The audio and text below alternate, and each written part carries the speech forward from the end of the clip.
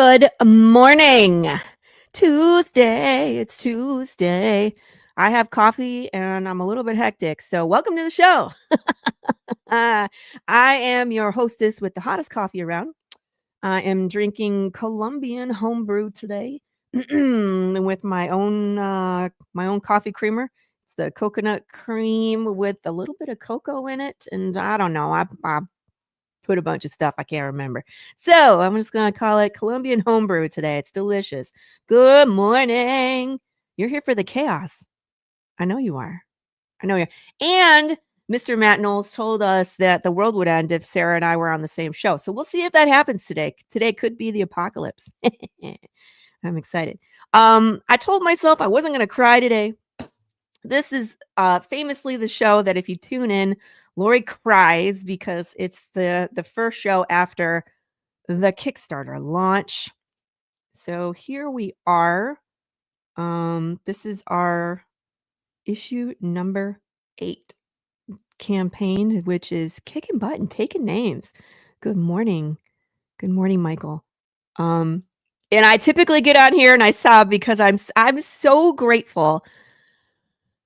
It's overwhelming that you guys are this supportive and that it's just the boom that happens in the beginning. And we're about to break another stretch goal. I don't know if I planned accordingly with all my stretch goals. I might have to go back and look at them. Yeah, 19 backers to the next poker card. What is that? 67 math. $67 more to the next stretch goal, which is the slice and dice. So I love that. I love it that we can go murder some watermelons in the backyard like we do. So I look forward to seeing what you crazies name this thing and picking through the weapons and seeing what we haven't used yet. Would you like to watch the video? I love this video. It turned out real good. And I made my I made my art team and my editor into little minions. So I like showing it off because I think it's funny that we dance at the end. So let's watch the video real quick before I bring my guest in and we'll get going. Maybe. Hi there, I'm Laurie Calcaterra, writer-creator of Path of the Pale Rider. Welcome to campaign for issue number 8. I have so little to show you and so much time. Strike that, reverse it. How you doing? Did you survive issue 7 okay? Issue 8 is a whole new ball game. We're going to take a left turn and you're going to see things that you've never seen before in the apocalypse. Jude St. Clair, our beloved cowboy, has a new energy to his step and he is marching on to the Golden City. That's right. What do parties, a scandalous buffet, and fine language have in common? And that's Jude St. Clair in issue 8. Wait a minute. Are you new here? Let's back up. What is Path of the Pale Rider anyway? Oh yeah, Path of the Pale Rider is a Western apocalypse comic book series where death is broken. We're following a cowboy through the wasteland as he sifts through conspiracy theories trying to figure out what the heck happened. We don't have flesh-craving zombies. We have people whose soul didn't leave when their body died and their mind slowly rots. There's no magic bullet to the brain. There's no escape. You feel pain. You decompose. You lose your humanity. And by the way, this affects people, animals, insects, fish. So do you have like 5,000 questions about how this world works? So does everybody else. You got it? Okay, so what's new on this campaign? Oh, I have so much for you. As always, we have exclusive, unique items. We have ketchup tiers, hot sauce, amazing stretch goals, and tons of stuff in the add-on. Take your time and go look through the campaign, unless it's launch day, and then you better get in there fast, because I know those blankets are going to go. Also, are you a fan of William Russell and Laurie Calcaterra? Because we have a bundle for you. I like that picture. That's right. We have The Angry Path, issues 1 through 8. It's actually a bundle of 9 covers. Plus, I'm making it available where you can go back and order previous variants by William Russell. So let's say you missed out issue number 3. You can add it on in this campaign. But it's only this campaign, so make sure you take advantage of that. Make sure you show some love to our team, Gilbert Perez on pencils and inks, Matt Chambers on colors, and Rachel Bullock, who is our beloved editor. I love this team. We wouldn't be here without them. Thank you for supporting this campaign and for supporting indie comic. And remember,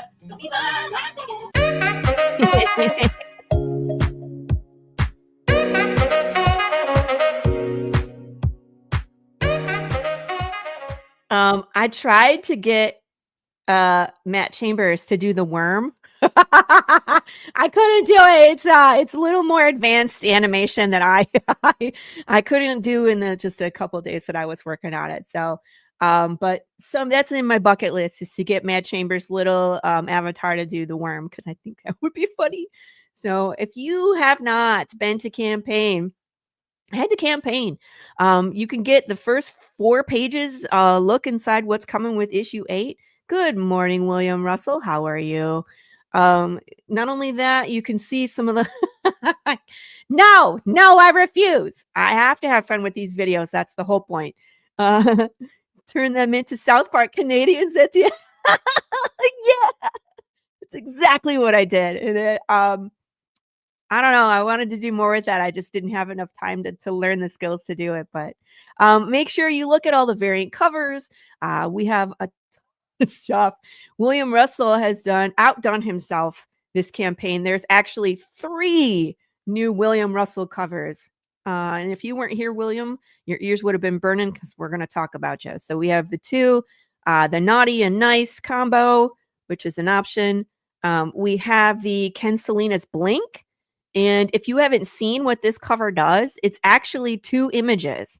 So every single one of these comes with a pair of those black, red and blue glasses, and you can take a look. So it's kind of like Pandora's box. So it's whenever you blink your eye, it's like, is Jude alive or is Jude undead? Is Jude alive? Is Jude undead? And that's kind of like the story of Path, right? We never know if Jude is going to be alive or undead at the end of the issue. Good morning. Feast on our tears. We love that you do. Now I have these 2 are both gorgeous covers from Jared Lockhart. I love this black and white one. It's just so stark, but also this gold one, because again, they're in the Golden City. And you've been seeing this skull and you've been seeing this symbol, and we're so close to the big reveal of what the heck broke Death. It's very close. And again, William Russell, Dash Hooper is here and said this is probably one of the most beautiful covers he's ever seen. So if you haven't had a chance to add this on, it is a reissue of issue number 2 with the William Russell cover. So you can have like the whole collection if you're just missing number 2. Good morning, Dan Price. I'm looking forward to seeing you in a couple of weeks. We got to take a selfie, by the way. So I have to have proof. Again, here's the Angry Path, which is 9 covers. It's 8 issues. It's the whole William Russell collection. Yeah, he was having fun. But it's the whole shebang. So if you've missed anything, or if you're just finding Path now, oh my gosh, this is amazing. You can put it all together and have the Angry Path. For people that this always comes up, where people like, which t-shirts can I get? There's a GIF here. And so we have t-shirts and we have hoodies. It's all in this GIF.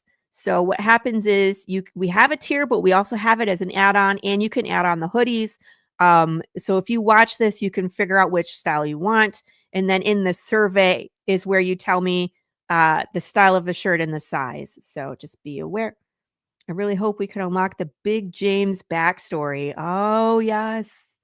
It's brutal. Here are these gorgeous pops that I have custom made every campaign. This is the Jude St. Clair Shock to Shit from issue 7. Secret rewards. I think there was one person brave enough to do it this time. But you got to keep your eye on these, because these change. And so the price will change. So it just depends on, yeah, this one's only $60. And so if you haven't done a secret reward before, these are super cool, and I love doing these. So there's 3 left of these. I really hope people get this one. I love them all because I've always come up with something new, and I'm always, oh, this one's super cool. They are super cool because I make them. So I highly recommend the secret reward this time. Last campaign, it was the bear onesies. Just so you know how my mind works. And I've done 3D printed stuff and I've done wooden things and I made a working disc. I've sent out boxes of glass with ashes and bones in it. Like I'm a weirdo. These are fun though. This is the wooden covers. This is the last issue we're doing with wooden covers. And then, of course, we have a plethora of add-ons. There's only one of these poker cards left. And then the rebound book is available. There's also these pencils and inks by Jason Dube. I'm going on his draw stream later in the month, so I anticipate that someone from his fandom will grab this when they see it's available. But it's 11 by 17 original work. It's Big James, so it's super cool. And just remember that one, this will ship directly from Jason, and two, the proceeds from this add-on, a majority of it goes directly to Jason to pay him for this art. Just so you're aware. It's only a tier, though. It's not in the add-on. The secret reward, correct. It's only in the tiers. The thing is that I have to be able to control how many I make of those because a lot of times they take time. So unfortunately, I can only put it in a tier. It's the same thing with like the pops. I can only make so many. So I can't have it as an add-on and in a tier because it won't, you know what I mean? Like it won't control the amount that I can make. So that's why. Here's the rest of the stuff. Just so people are aware, there are 6 flavors and the boxes come in 1, 3, and 5. So if you want all 6 flavors, you could do 2 boxes of 3 or you can do a 5 and a 1. Okay. But if you do the 5 box and you want one of each, you're short one, just so you're aware. Because there's 6 flavors now. Or you can just mix and match. We've unlocked poker cards. We got Miguel Blanco. My mind just completely went blank. And I'll flip over the next card. If we unlock a 3rd card for the first time this campaign, I'll unlock the other Joker card for you guys. So we'll do 2 face cards and a number card, which is awesome. We've unlocked indie PDF bundles and the Scratch and Sniff smells like bacon. Yes. So the same thing. So when the survey comes out, there'll be a drop down and you'll tell me. So if you have a 3 box, you can pick and choose which flavors. If you have 5 box, you choose 5. You know what I mean? So you'll have a chance to, like Fred Schwartz, who loves the barbecue sauce, got 1 Carolina Reaper and 4 barbecue sauces last time. So you just tell me what flavors you want and I put it together. You can mix and match. So we are right here at the slice and dice. So, and then after that is the coffee that Cameron wants, the Zombeans, and then the air fresheners, the hot sauce candy. And I don't know if we'll get any further than that. I know we've never gotten to 8 or 9 or 10. So they're there for the reaping, but we'll see if we can get there. I don't know. So make sure you show love to the team. I love Matt's mustache. I mean, Gilbert's shirt. And then Rachel, of course, look at that sunset. They picked some good pictures. And that's pretty much it. Make sure I need to put DateBotz on here. God dang it. I was going to do that this morning too, Sarah. So I have a section on the on my story page that has friends with campaigns. There are so many live campaigns right now. I'm going to go broke. My husband's going to come for me because I seriously, I have so many things lined up that are all gonna close up at the same time. So he's gonna look at me like I'm insane. Good morning, Glenn. Speaking of guests, Glenn's gonna be on next week. There's a barbecue sauce. Yes, I may have to add that. Not a hot sauce guy, but I love barbecue. Just be warned, Michael, the barbecue sauce is one of the hotter ones I have. It has ghost peppers in it. Now, none of my sauces are so hot that they'll kill you. None of them are because I'm much more interested in flavor than I am in heat, but the barbecue sauce does have heat. So if you can handle some heat, I would say it's medium to medium hot. Just be aware. Oh, another $300 away from Ashkenna. Ah, that's awesome too. And you're going to need to add Cycle Cell Omnibus to the bot. Exactly. Well, of course. I mean, that's a given because I'm attached to that project as well. All right. Enough about me. Enough. Thank you, Dan. Oh, I have to do I always forget. Here's the link. I'll put it in the chat. Dustin, good morning. Here you are. Says, I like hot stuff, just not hot sauce usually. Oh, well, then this is perfect because it's a delicious, flavorful barbecue sauce with heat. So, and again, if you haven't been to the campaign, here is the link. And there's a lot there. So just go take your time. Go look around, pick and choose what you want.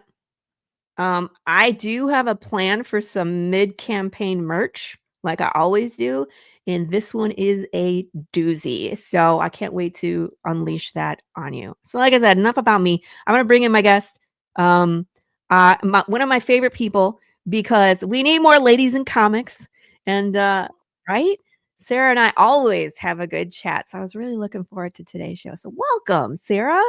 Welcome. You and Absolutely. Ick's here too. He is Whenever just loving when you I, today. yeah, whenever I'm on a stream, like he was dead asleep in the bedroom, and then when he heard me sitting down at this table, he's like, "It's time to go. I got to be at work now." That's what he was. He was a rush. It was a rush. That's he's like, I gotta Sarah. Oh, Ta-da. We were just talking yay! about this before the show, but I just wanted to show you. I just saw it. Another backer, yeah. Yeah, it just ticked up while I was watching. I was like, ha ha. And Glenn, of all people, he's coming on the show next week. Why are you telling people to run away? He just wants all the guest spot for himself. I guess he's just like, well, I'm just gonna be there next weekend. We're gonna watch you run in circles around your chair next week. That's what we need you to do. Well, we were saying you've been on my show. We've Yep. both been on a third party show. We were both on Ed's show, and now I'm on your show, and the world hasn't ended yet. I know. So maybe at the end of today, the end of this morning, apocalypse there's could going to be a happen little any day. apocalypse action. Yeah. I keep hearing that would happen if we're ever on a show together, and it still hasn't. The apocalypse of fun. We're going to have so much fun. Your head's going to explode. That's what's going to happen. The explosion of fun. Fingers crossed. So how are you doing, man? I am pretty dang good. Yeah. Yeah, like, well, you know how the Kickstarter, like the pre-launch rush goes, and you just have so much to do, you don't even know what's going on anymore. Yeah. And then you launch it, and you're like, oh crap, look at all the stuff I forgot to do. And then you rush to fix that. And I think I'm at that point now where I'm like, okay, I can take a breath and step back and be completely disappointed by how slowly it's going. Damn it. You know what? I feel very like my company is very new, so I am building my fan base. I'm actually really happy with how it's going so far. Although I maintain this is an excellent story. Laurie's read it. She can. It's excellent. It's excellent, and it on the surface it looks like it's one thing, but there is so much more in it. You know what I mean? Like on the surface, people are like, oh, pretty girls in bikinis, but it's like and Sarah and I had a long conversation about it. I was like, you address. I didn't do anything on this one. But it's like the loneliness epidemic, and then the growth of AI, and how that's, I think, gonna fill the void, and then the ethical questions that come along with that. I'm sorry, we are way ahead of ourselves on this show. I'm just so comfortable with Sarah. We skipped like the whole introduction. This is we've had literal I still remember that one time that I was just like, can I ask you a quick question? And you were like, sure, let's jump on a call. And then an hour and a half later, we were still talking. And like we've addressed the initial question immediately. Yeah, it was maybe 10 minutes, and the rest of it was just talking about stuff. And it was like relevant stuff too. It was like I learned things. You don't like, even if they're weird things, you always learn something talking to Laurie. Yeah. I'm full of weird information. I'll just put it that way. But I wanted to give you the official welcome, and I need you to do your origin story because this is the first time you're on the show on the Brew. Yes. So I would love to hear like how you got into all this, because the people in the chat just haven't seen you before. Well, they haven't seen you on my show. If they haven't seen you, they've been living under a rock, let's be honest. But like, what were you reading? What was your influence? And then ultimately, what was it that like you decided that you had to do it for yourself? I was not into comics at all as a Mhm. kid. Now, okay, so okay, that's not entirely true. I was into like I watched, Spider-Man and X-Men when I was a kid, X-Men, yeah. but I didn't read comics. I remember picking up one Superman comic at my cousin's house and attempting to read it and going, I don't understand what's going on in here. Probably because I picked it up in the middle of a very complicated arc or something. I know that now, but Yeah. I was like I was super not into comics as a kid. And then God, it's been like 15, 16 years now since I like initially started to dip my toe into the comics pool, I guess. You want to Wow. be weird with it. Um, I got asked to help with some graphic design stuff with another comic, Oh, and then I just kind of hung around. I stayed and learned more stuff, and I was like, actually, I don't know why I haven't been into comics for a long time because they're really fun and interesting, and it's not just superheroes, and yeah. that's like because yeah, like superheroes are kind of boring, and Yeah, even I'm that with I you learned was on wrong. that. I was on a podcast not too long ago, and he was like, "What's your favorite superhero?" And I was like, your fandom's gonna come for me, but I don't read superheroes, and they don't interest me, you know? Uh-huh. And I was like, please don't come for me in the comments. Like, it's just not my thing." But like you said, there's so much more besides, Well, I you mean, look at know? these 2 comics, Path of the Pale Rider and Right? DateBotz. And There date are bot. no superheroes in these. There's a Um, this is yeah, there's true. an undead bear, Right. and there's He's super, humanoid robots. There's no superheroes though, right? This is true. yet. So, completely Maybe entertaining, though. yeah, yeah. Actually, Laurie's comics creep me out, like, you're ki like, I'm really easy to, make uncomfortable, and you every single issue. And I'm actually still scared to read Floaters, Ed Davis's book, Floaters. Oh, yeah, that I'm one, like, I know I wanna read it, but I don't wanna read it, like, I know it's gonna be good, and I know it's gonna freak me the hell out, and I'm scared of it, but I gotta just sit down. Maybe I gotta do it in broad daylight, maybe that's the trick. yeah, you probably should do it while you're it's still light outside and you have a chance to do other things. Like, there's always the TikTok where they watch something scary and then they're watching like Mickey Mouse Clubhouse. Hot dog, hot dog, hot diggity dog. Yeah. Yeah, everybody keeps telling me it's super good and it's really unsettling, and Thank you, Nem. oh, thank you. I'm assuming that you meant mine because I assume you He already did. backed Lori's. Yeah, yeah. Yes, thank you. I appreciate it. Yeah, Um, he's on you, on your campaign for sure. But okay, so you were dabbling in some graphic design. You liked comics when you found out there's more stuff out there. But when was it when you started like writing stories and wanted to tell your own stories?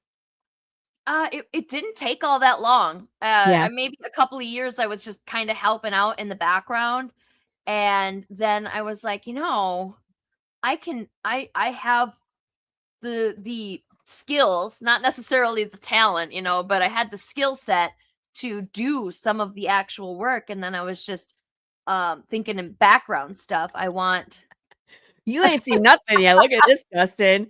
Woo! Oh yeah, we haven't gotten to the sexy part I yet, know. I right? was like, you just wait. We got sex for you today. Sorry. Continue. What was I saying? Oh, yeah, Oh, like I was doing background stuff, and then I started thinking, I'd really like to see my name on the cover of one of these books someday. ah, And I thought maybe I had the skills to do like lettering and the book setting stuff mhm, and maybe inking. I didn't really think about writing my own thing because I thought, oh, really? I haven't been able to write anything halfway decent in since I was in high school, maybe. And so but like writing a comic is different than writing prose, and it's Yeah. somehow like it's not easier, it's not harder. It's different. It's just It's just different. different. Yeah. Yeah. It's that apples and oranges thing, right? It's not Uh-huh. better or worse, it's just different. And I started to get to like, oh, well, you don't have to be you know, like you don't have to be flowery and you know, make beautiful words when you're just describing a panel. You just need to Right. describe the panel so that the artist understands, and the artist gets to do the hard part Oh, of making it flowery and flowery pretty. and beautiful. And then and that yes, like it's actually it probably behooves you to try to make it sound pretty when you're describing the panel because the artist wants to know exactly what you want. Yes, So, in a yes and way, no. Like, I give yeah, them enough information to kinda make them see what it you're right. I To see it in I their know head. Cat you, but hair? I have cat hair in my mouth. Yeah, why is that? I have no idea. But then, I like to get out of the artist's way. Like, William and Russell and I just had this conversation yesterday about, Mhm. artistic freedom and, like, my colorist, Matt Chambers, when he works on stuff and I say, "Have fun," and then he does things, and I was just like, "This is amazing," because I get out of the way. And so, there's some things, like, you have to put in there because it's plot. Like, if you Yeah. want a certain angle and you want an establishing shot or this needs to be in the background, but other than that, like, I'm just like, it's a salon saloon. Yeah, yeah, and I do like I love just giving the artist the idea of, like, this is kinda what I'm looking for, Yeah. and, like, give them the specifics of what has to be there and then letting them run with it is because then sometimes they'll come up with something totally different than what you were imagining, but Yes, it's every bit as good or even better. I love doing that. right? This is how we got Sad Pancake because Gilbert Perez drew a puppy into this devastating scene, and I was like, "What did That you do?" scarred him though, right? I remember you telling me that he was, like, scarred at the end of Oh, that. he was, he was. He was so upset when he had to shoot the dog, and he was like, "Why are Lola's words coming out of your mouth?" And I was just like, "Shoot the dog. You gotta shoot the dog." It's like, "No." Oh, poor Uh. Pancake. But it's funny how things happen, and then, because Sad Pancake was never part of the story, and so then Mhm. he got written in issue 6. I have so DateBotz and I have Noctiluca and Right? Granica and I have one more that I haven't announced yet that's gonna hopefully still be this year. Ooh, that's exciting. Yeah, super excited. And like I am so these are all like issue ones or like in Granica's case issue 2. And I am so looking forward to the stuff that's gonna end up in there that wasn't originally planned just Ooh, because we were having fun with it, you know, like Pancake. yeah, It's just yeah, yeah. The so looking forward to collaboration and, like, the accidental the discovery, Mhm. that's what makes stuff great. It really does. So which was the first script that you wrote? And The first did you write it as comic book format, or did you write it something else and then convert it to comic book format? Okay, so the first script I wrote was actually not anything that you've seen. I Really? heard a true crime podcast and I was like, "Oh, this is super messed up. I'm gonna make what this story could be." And I made just oh, it's and I wrote just a kind of a brief outline of what I thought was good and then I expanded that into sort of a script. There's not really any words. Like nobody Hmm. really talks. I think there's like 3 lines in the whole thing. Huh. And so, yeah, it's like I never and I should do something with that, but that's like, that would be something that if we did a murdery, like horror kind of anthology thing, it'd be great for that, but doesn't really fit into anything that I've got going on right now. But then the Hmm. first full-length comic script that I did was Noctiluca, and that one is I did write that one to be a comic script. Not particularly well. So it's just like, "Here's what I want to happen on this page, here's what needs to be said. Artist, you figure out how many panels that is." But luckily, like, Val is a really great artist, and she figured it out, and she did an amazing job.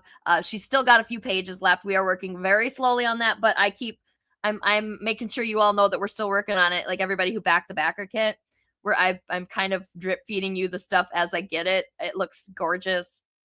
And so that gives Val the opportunity because she got into tattoo school.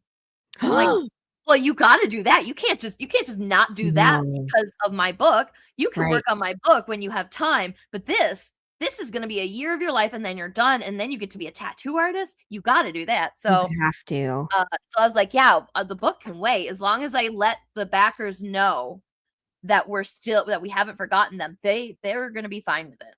Like our backers are some of the coolest people in the world. Right. And They really and are. so And, With the Oh, communication, I second that. It's like if you yeah.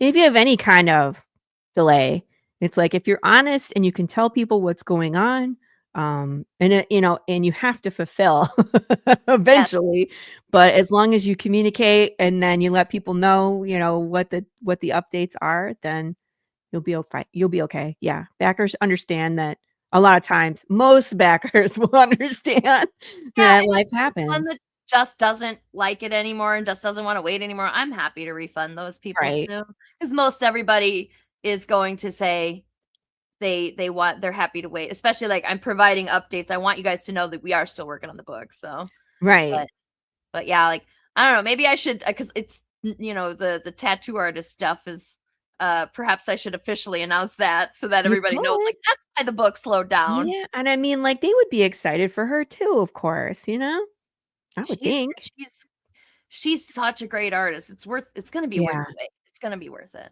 Good Like, morning, Ray, and happy oh, birthday. Happy belated birthday. Turned a whole Ray's birthday? 42. Yeah, damn right, Did I turned say happy 42. birthday to Ray? Surely I must have. Where He did posted a picture, but I don't think it's on his Facebook profile because I didn't see anywhere where it was like, "Today is DM Ray's birthday." monster? You know how, like, Facebook will tell you everybody's dang birthdays from, like, that was Yeah, but yesterday and then today and tomorrow and next week and next month. yeah, It's but like, then Facebook doesn't show you half the people that you follow anymore, so I "Oh, don't dude." know. I know, seriously. "Hello, have a good Oh, appointment. We love you. We'll see you soon. That is all." Why yeah, and I mean, like, how frustrating is that when you have, like, 500 friends and you see the same 2 people complain? right? "I love you, but stop it. Where's everybody else?" Yeah, exactly. There are people that I'm like, "God, I haven't heard from them in a really long time." And so I'll search them and like, we're still friends here, but for some Yeah, reason they are not showing up anymore. and they're active and they're posting things, but it's just not on your page. Why? I don't know. Maybe let me decide who I wanna see, Facebook. Yeah, I don't know. Do they have that? But I think you have to manually go do that. Yeah, You and can every say, single time, you "Show me can't just more." set it once and then let it go. They make you reset it every single Yeah, time. so like, "Do you wanna see more from this person?" Like, Yeah, were you not Right, showing me this person?" Like, oh my god. so odd. And then, like, when people like, they send those messages when people comment on your posts, like, Do you wanna see more of this?" "Well, yeah, their comments on my post, of course I wanna see it." Oh, I don't know. Ray's gonna be Oh, on our show next week. Ray's gonna be on Critical Faction next week, or this coming week. Yeah, and we're gonna watch Legend, and then we're gonna the tear '80s to legend? pieces. Yeah, Tim Ah, Curry. And movie. Fred Schwartz has kind of, we kind of adopted Yeah, him onto the that's kinda show funny. now, so he's on our show now all the time too, and he has never seen it. Right? Fred, Right? go back. What kind of childhood did you have, sir? Go watch Legend. That changed a whole generation into goths. That did.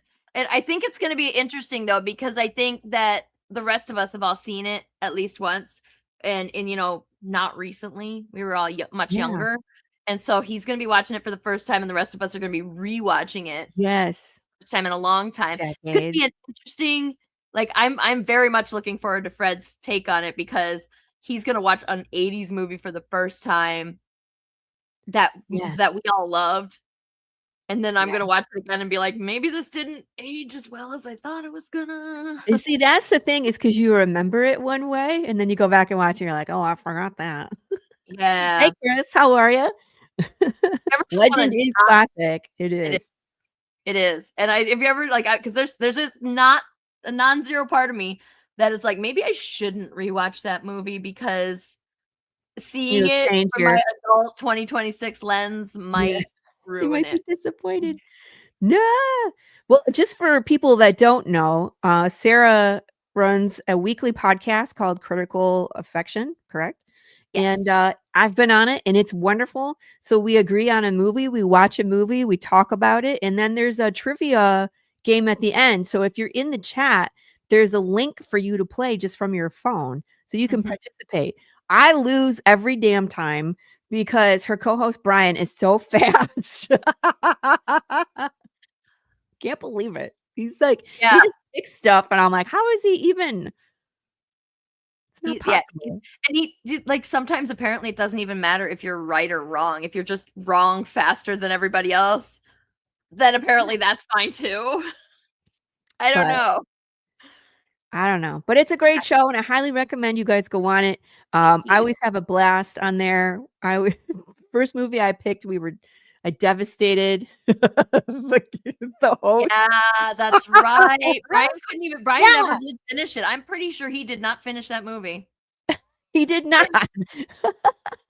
And this is another one. This is Movie Smash. This is Chris Roberts. It's another wonderful show that you can go on about movies and discuss the movie. And then again, promo your stuff at the end. I also have a blast on this one. They have a list of like 300 movies that are all comic books based. And I didn't realize that most of those were comic book based until I was reading the list. Because I picked like V for Vendetta. We watched one of the Constantine cartoons. Sure. We watched Josie and the Pussycats. Like, you guys gotta watch that episode. It was really funny. Nice. There's, Well, I'm there's gonna have to look you up. You'll have yeah, to I was send gonna me a say link you guys 'cause should like Chris come on Sarah's yeah, show we and should do Sarah go on some Chris's show stuff. because what do they call it? A cinema file? Yeah. Yeah. Oh my 1,300 gosh. movies? I was like, there's 300. Just kidding. There's like 1,300. That's too many. That's too many movies for like well, God, that's what is that, like 5 years worth of movies if we do one movie a week? 6 years? I don't math. Math is hard. But like the Nah, it's point is that's a fine. lot of movies. She just yeah, it's just great to go through them all, and I love that these are all comic book related because 1, most people don't realize, and Mhm. 2, that's great for us, kinda hopeless, like, maybe someday we'll get a DateBotz or a Noctiluca movie, right? Wouldn't that be cool? Path of the Pale Rider, that'd be oh, Ugh. I don't know if I could watch a Path of the Pale Rider when I can barely read the books, okay? Well, that's how it was intended, right? Because I wrote it as a script for a movie. Sure. Yeah. So, I would love to Oh, see it play live action. I would love to see it animated. Um That would be mhm. fun. That would be fun to see you guys talk movies. That would be a blast.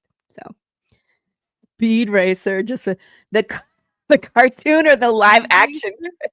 That's what I wanna know.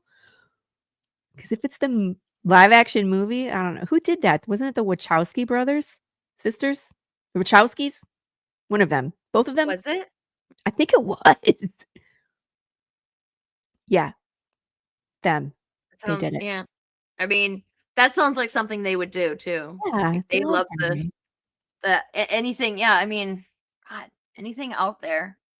You look to you look to man, Wachowskis they have a lot of really good stuff though. I like Mhm. obviously no producers and directors are without their flops, but Right. they're mostly like the stuff that they do that it's it bugs me how many good movies by these by directors that you probably have heard of. They're Yeah, just you don't hear about it. You just don't know anything about those movies because they got eclipsed by the one big movie. Like everybody knows the Wachowskis for Matrix, but Matrix.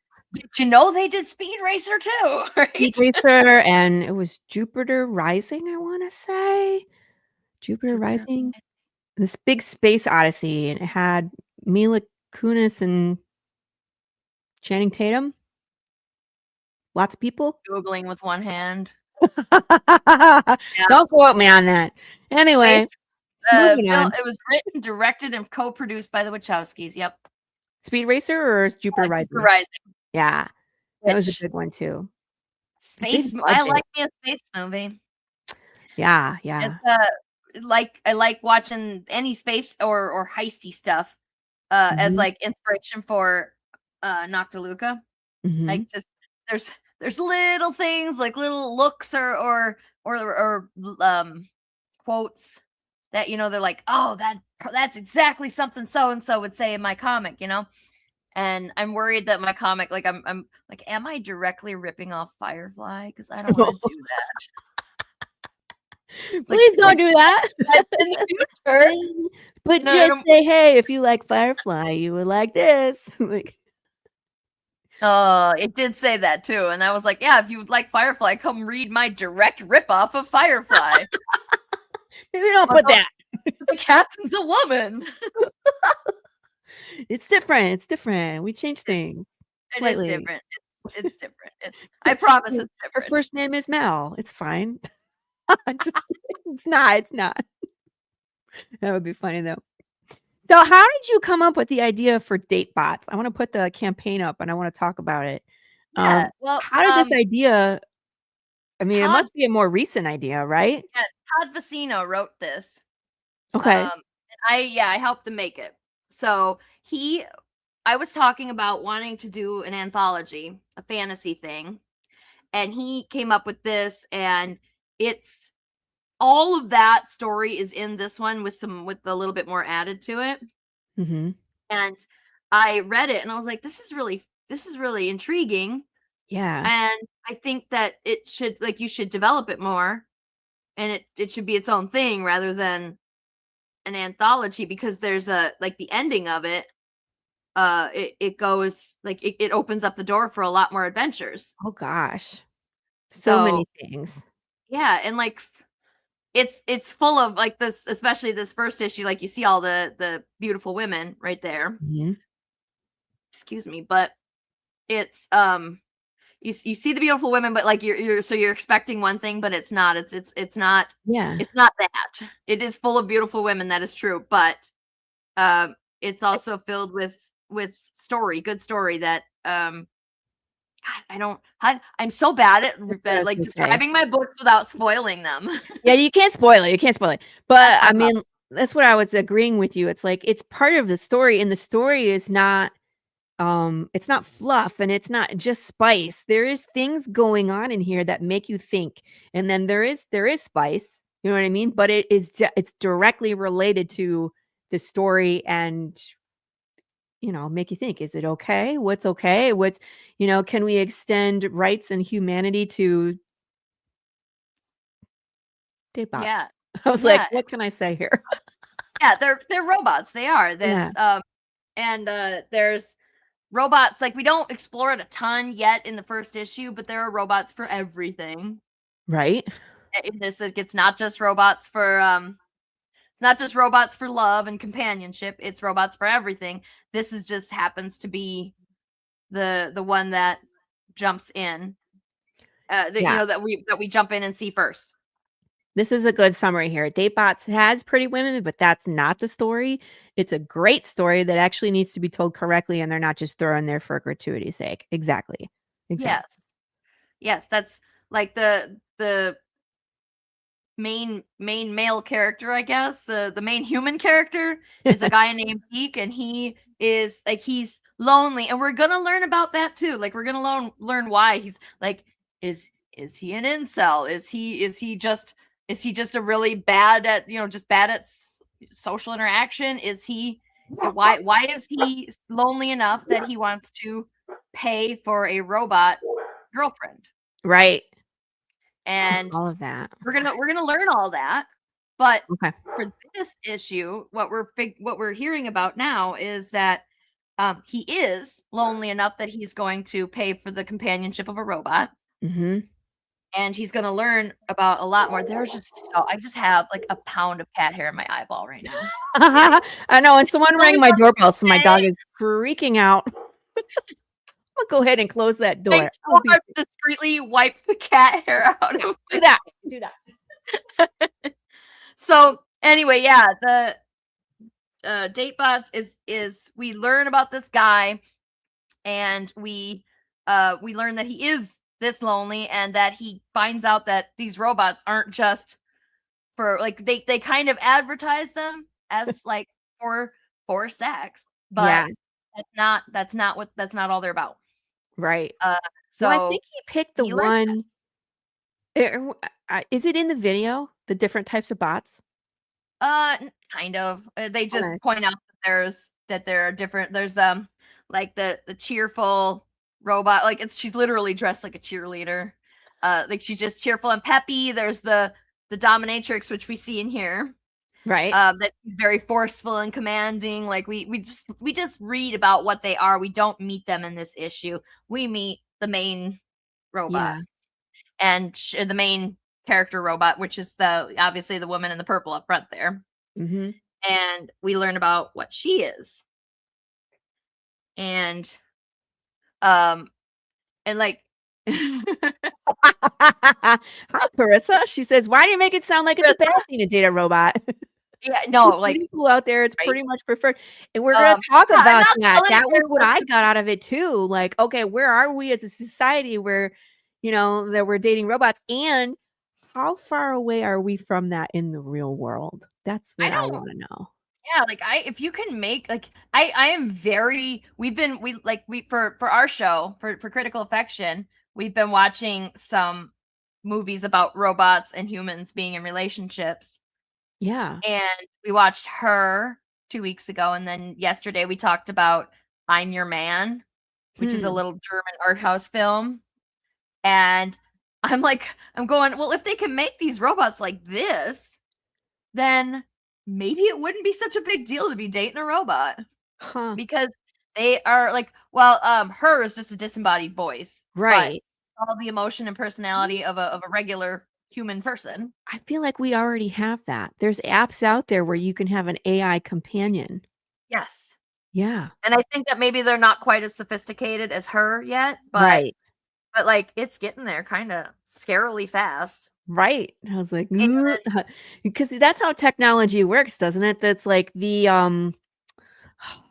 there's an actual technical term about how fast it grows, but it's like by half and then by half and then by half of the time where it is completely new, and it's like in the last 10 years, we've gotten so much innovation, it's insane.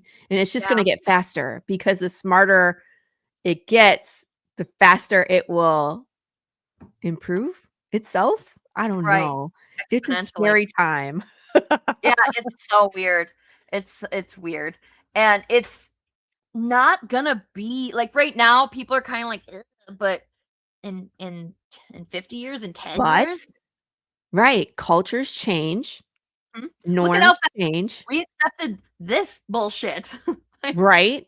goodness But I sake. just meaning, like, even in relationships, I mean, like, relationships, what's normal has been changing for forever, you know what I mean? It's much more acceptable to be in different types of relationships now than it ever used to be, you know? Right. And so, it might be weird to be in a relationship with a robot now, and I say this in Path too, you know what I mean? Where we talk about, like, can you be in a relationship with an undead? And it's like, what if it's your spouse? How long is that okay?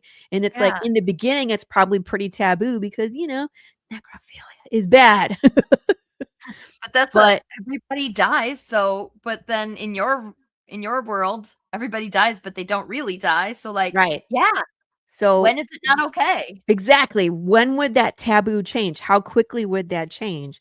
So I don't Tough, see it's a why tough it question. wouldn't change for this. I I'm glad that you were able to draw a correlation between Path and DateBotz because I was like, Abs- it's not there. There's nothing there. But no, it really is, Yes. isn't it? Yeah. Totally is. 100% there Oh, is. wild. Sadly, humans cannot evolve as fast as their technology. I know. It's very Yeah. true. Well, you know what's going to happen, Chris, is we are going to become technology. We are going to merge the technology with humans. We're going to get those chips in the brain. You watch. It's already Uh, happening. yeah. So with Her, we were talking about like her. She argues and gets angry She with does. the guy, and who sucks, by the way. If you ever watch Her, Theodore sucks. I haven't seen that one. Yeah, I mean, I think you should actually a great double feature if you're interested is Her and I'm Your Man. They're so they're so similar yet so different. Yeah. And in I'm Your Man, it's the woman who's human and the guy and he's an actual robot that's outfitted in every way to look like a human, and he's played by Dan Stevens, who did a Huh. pretty good job. I thought he did a pretty good job. 'Cause he's like super like robotic, like he's just creepy and just stilted in the beginning, and then he becomes more human as the show goes Interesting. on. Because he's Uh, learning. Yeah, like but they said in there he's specifically designed to learn what she likes, and then eventually their conflict will be be brought down to a zero. It's like, so you will never disagree with this person, you will never have Huh. any like, and I was like, would that be boring? Because I posed the question, would that be boring? Would that be a good relationship? And I never answered the question myself, but like, do you really want to fight and have conflict with your spouse? Who wants No. that? Like, I No, but want the spontaneity and I want the weirdness of, but I don't want the conflict. I Nobody don't want wants the conflict, but I conflict. also wanna be in a relationship with a person that has their own wants, you know what I mean, and has their own ambition. I don't know. Wouldn't it kinda be weird to be dating someone that was just a simp for you? That would be like, "Whatever Yeah. you want, we'll do this. What do you wanna eat? We'll do that." It's like, why don't you make a choice? Because Yeah. that's the thing is when you are that person, then you have to make all the choices, all the decision, and decision fatigue is a real thing, Mhm. for real. So I And don't know. how do you program a robot to not to have their own personality? No. Apparently, You they wouldn't figured it out in DateBotz because all these yeah. robots, they've come with their own personality, and they even though they have multiple models of each robot has multiple models that are the same base model, they evolve their own personalities as they experience the world. It's Huh. very interesting. Now that's something I didn't realize. I thought there was only one robot of each kind, but there's multiple. Yeah, there's the Qualium model, there's the Demeanum model, there's the Yeah. Human model, yeah, and, there is more than one of them out there. I don't know the specifics of that. We'll have to explore that a little bit more too, because like, that'd be a pretty cool That makes short-term it anthology. worse. Yes, that does actively make it worse, and that is a problem that needs to be addressed in a future issue, because right now we're just focusing on the, the base relationship here. More human than human. Scary. Yeah. All right. So let's we got it, man. Let's watch the video. I want to watch the video. Let's do that. Let's start Okay. with it. We'll go there. Our DateBotz can fulfill your every fantasy. Indistinguishable from human. Realistic in every sense. Zero inhibitions. 100% safe and legal. No need to be lonely anymore.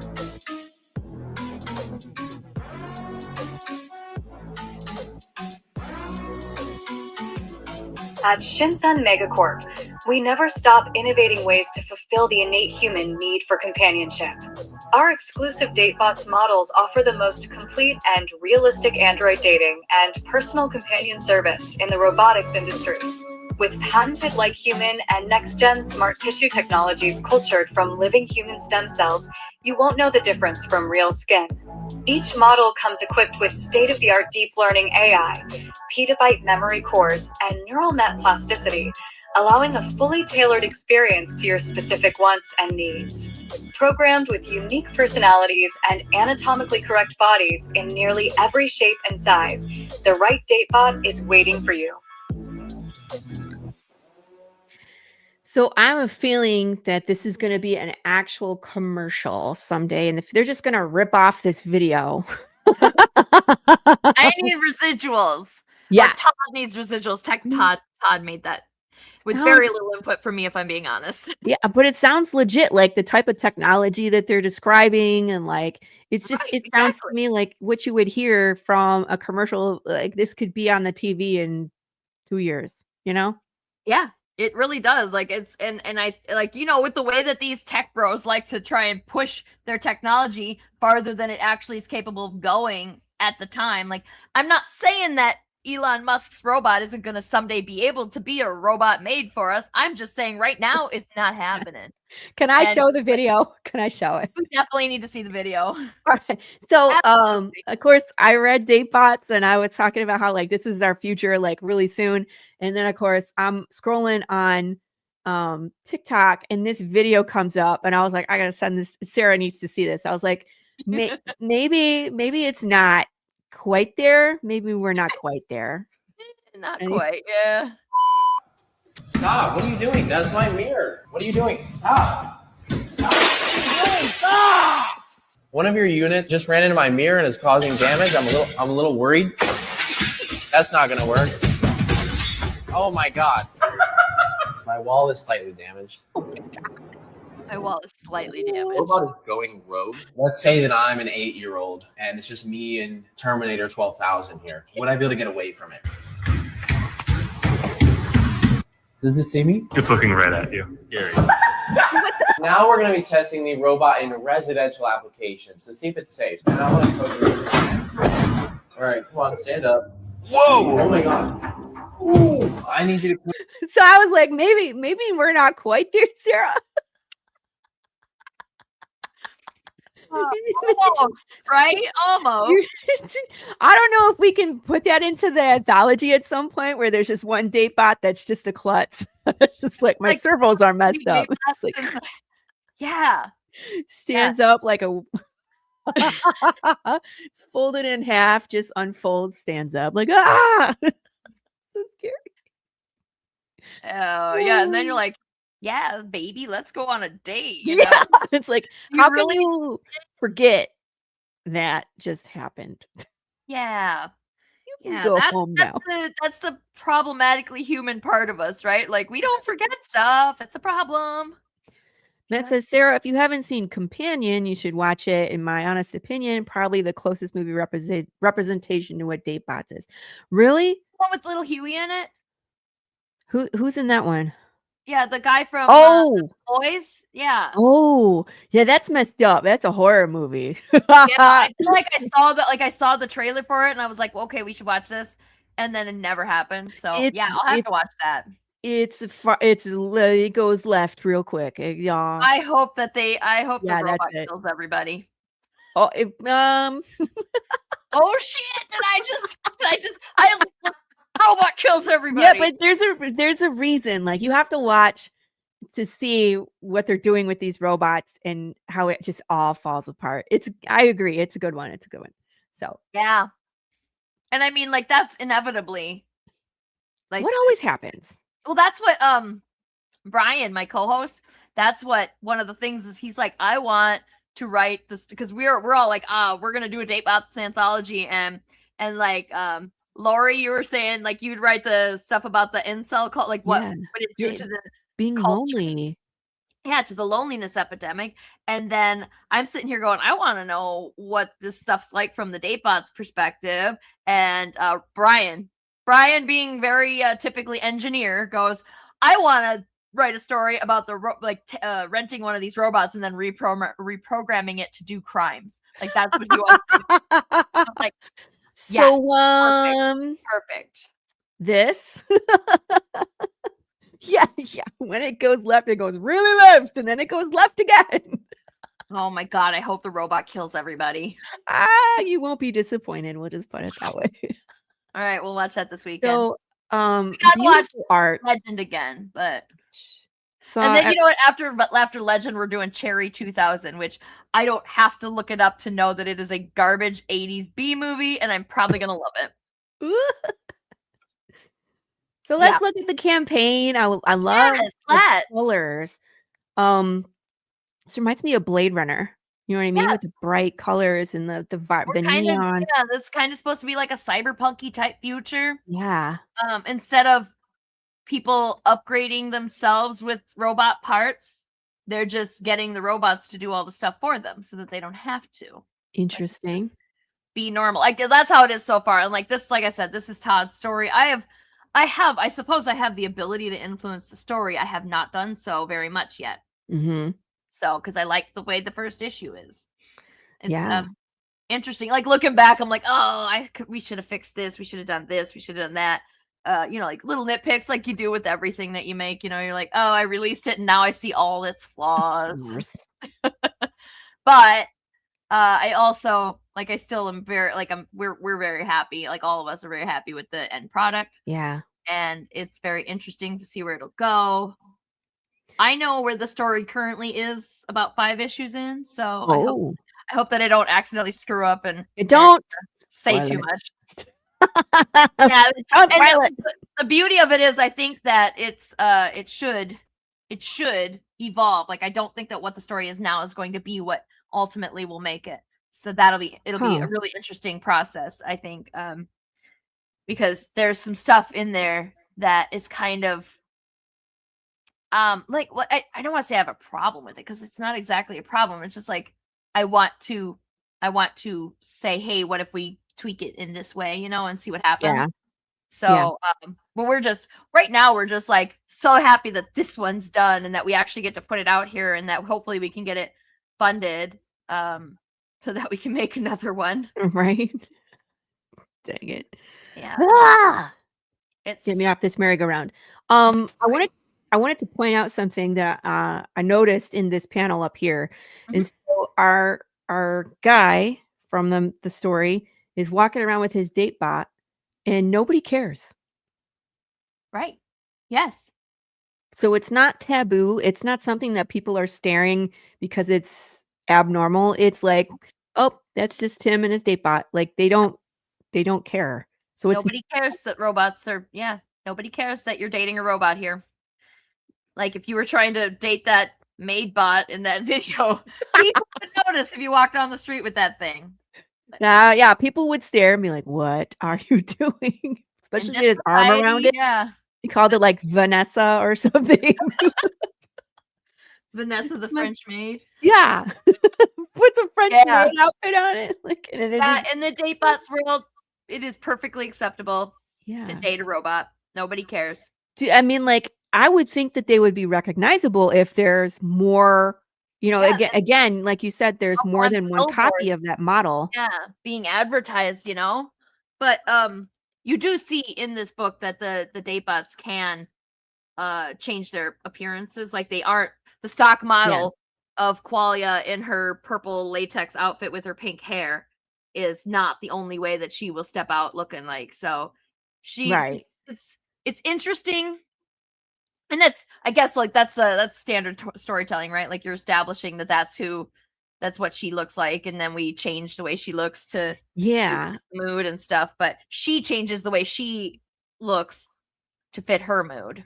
Okay, because I was gonna say, is it something that he's pushing like on a menu, like blue hair and purple outfit today, or it's her changing? Or is Yeah, it like just well, different versions of that model? They have the same base personality, and then you just order from there.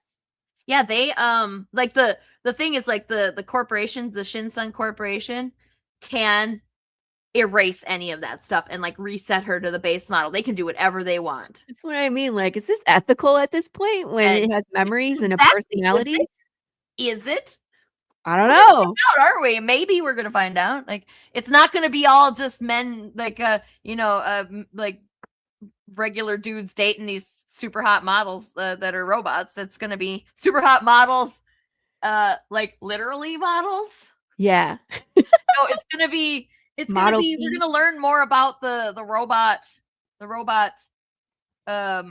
culture, I guess. Yeah, We'll interesting. learn more about it as the story evolves, but yeah, like right now, it's the establishing the world, establishing the main characters, Right.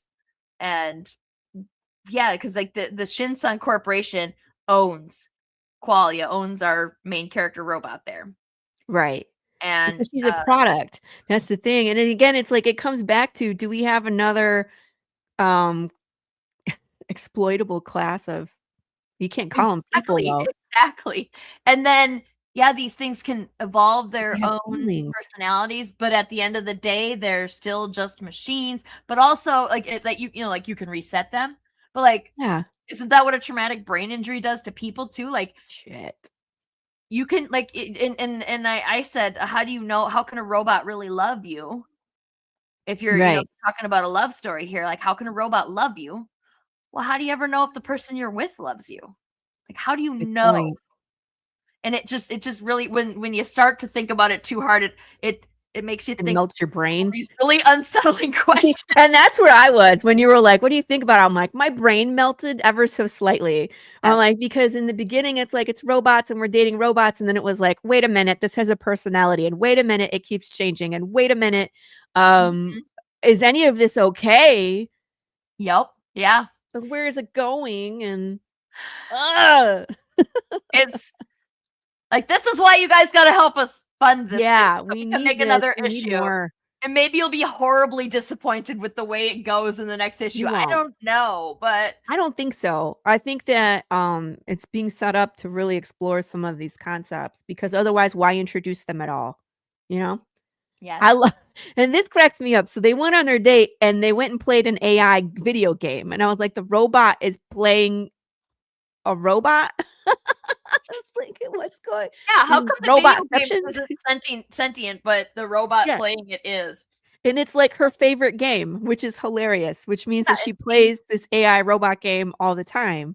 Yeah, when she's not on a DateBotz date, they don't just shut her down and stick her in a closet somewhere.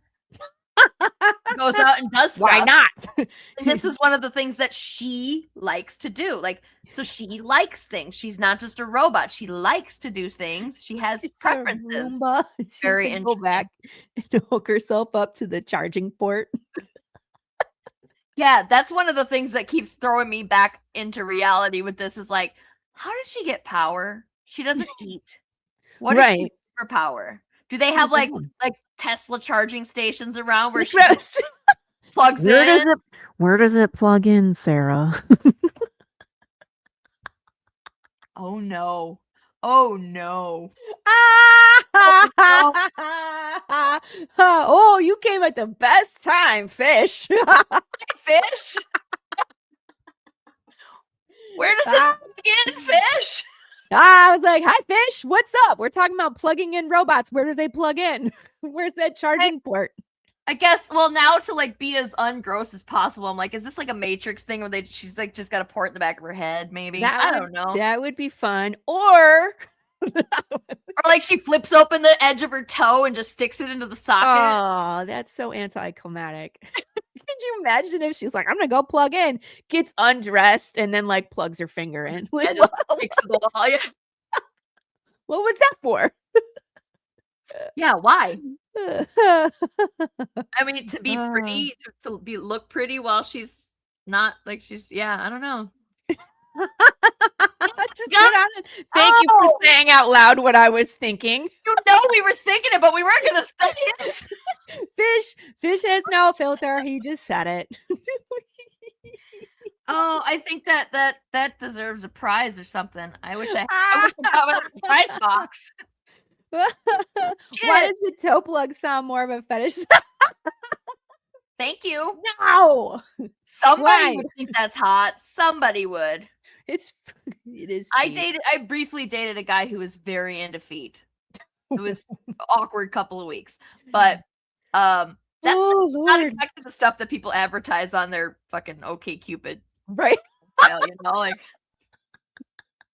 Is that a plus? You can watch me. Also, at the same time, I'm like, you know, like I'm saying that and I'm making fun of him because he sucks, but not because he had a toe fetish. Because like, it's perfectly harmless fetish. Okay, maybe it's not my thing, but like, if you're into feet and you find somebody else who's into feet, this is probably more accurate. Ambient energy recharging, a Nikola Tesla concept. Yeah, so it's like the hybrid cars. So as you're driving, it recharges the battery. That makes more sense. But still, I crack up when I think of this. Yes. Sorry. She's got her special chair, right? Sorry. Yeah. You guys you know that other people will be sitting on that special chair to see if they get a shock. Ooh. Oh, and some people would be into that shit. That's what I'm saying. How many times have we seen x-rays of people putting things where they don't belong? Is that a Buzz Lightyear, sir? What is that doing up there? How did you even? The wings are. I'm not lying. You can find this. Go Google it. There's an X-ray of a Buzz Lightyear. I don't want to Google it. I don't want it. There was a whole episode of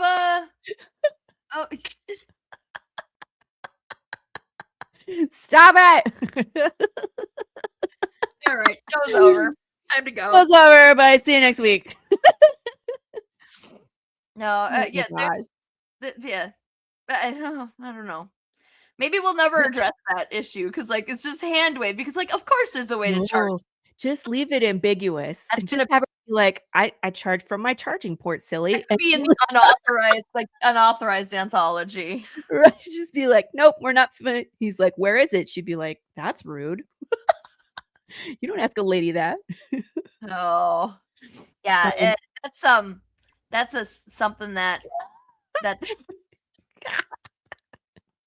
Imma ask you where your charging port is Well, next like, week, okay, when Glenn? it was Ed and Fish and you and me on the show, like, we got so much weirder than this. And, like, let's be real here, DateBotz kind of I'm gonna die. Oh, no.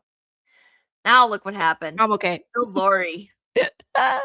Hey, that would have the best ratings of any, podcast I've ever had. Laurie dies on the live Would be stream. really on the national news if you died on your live stream. Yes, absolutely. Ooh, we got a schmexy cover. We got a couple of them. Uh-huh. Actually, Dylan Jacobson did a cover. Like, I showed this off a while ago on social media, and he saw it, and he's immediately like, "Can I do a cover for this?" And I was like, "Yeah, sure." That's the best when people are like, "Hey, I would love to draw this." I'm like, "Yes." And he did this one that it's just one cover, and it's not. It's like it's safe for it's technically safe for work, but it's also a very pretty, sexy cover. Yeah. I'm sorry, Dylan, it's not my favorite. Lizzie's is still my favorite. But Dylan's is a close second, actually, which is weird because usually when the Zaldivars are involved in something, you're like, that's the best cover. Immediately. But I like a lot of choices. Yeah, there it is. This one's disturbing. You got parts everywhere, man. Yeah, she's very soft and feminine and sexy in the middle there, but then you got some really unsettling things around her. Arms, ribs, a blowtorch, it looks like, and just a metal skull chilling. Yeah. Just a box of arms in the background there, leaning against. Yeah. Oh my goodness. Ooh, we have acrylic figures. I've always wanted to do these. Yeah, they're very fun. They're very fun to design. This one actually just kind of worked out from art that we already had, and I was like, "What the hell? That's."